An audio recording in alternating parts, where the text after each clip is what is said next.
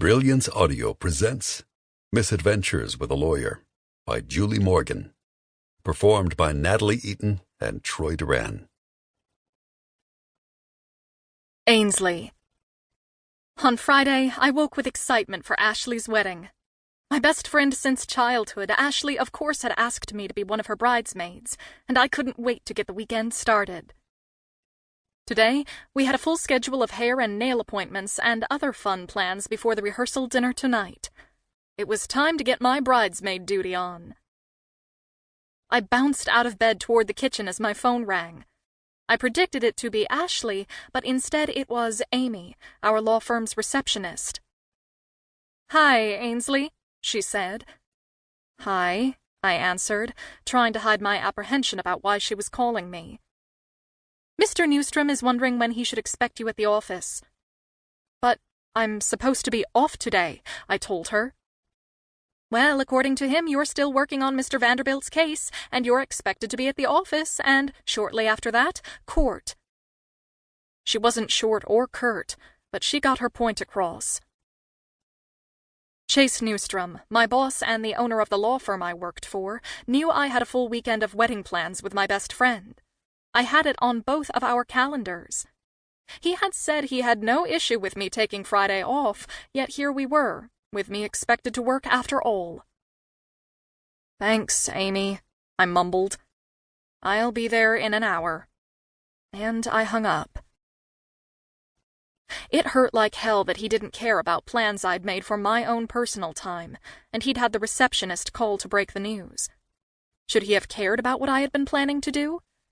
No, not necessarily, but what if it were something important, like surgery?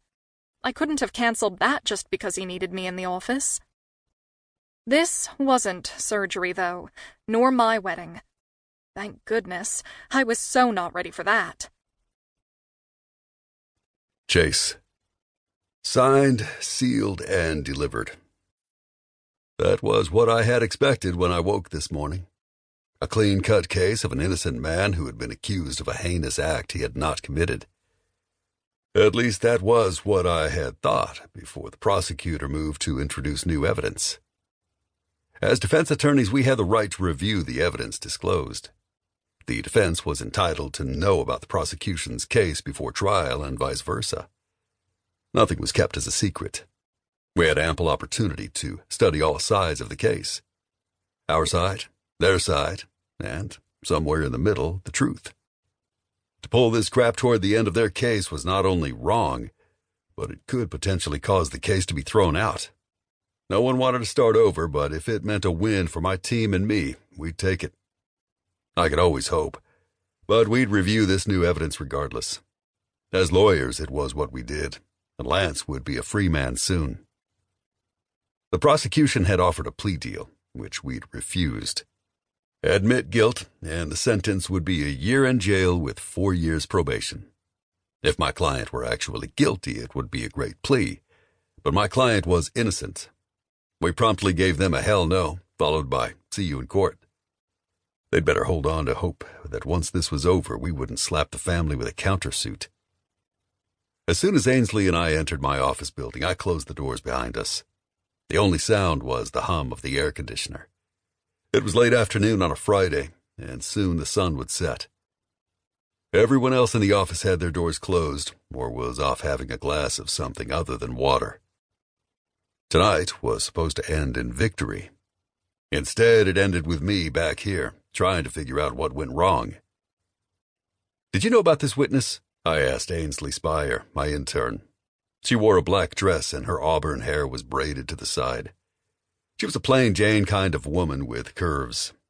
She was stacked and attractive, but not the type I'd normally go for. I didn't even know if I had a type, but the women on my arm were typically models or someone equally successful as me. I didn't date other lawyers. It ended badly, at least in my experience. Ainsley shook her head. "No, sir, I didn't. I know as much as you do at the moment." I hated surprises. Don't sneak up on me with anything and we'd be just fine. Ainsley took a seat at the table in my office and opened her briefcase.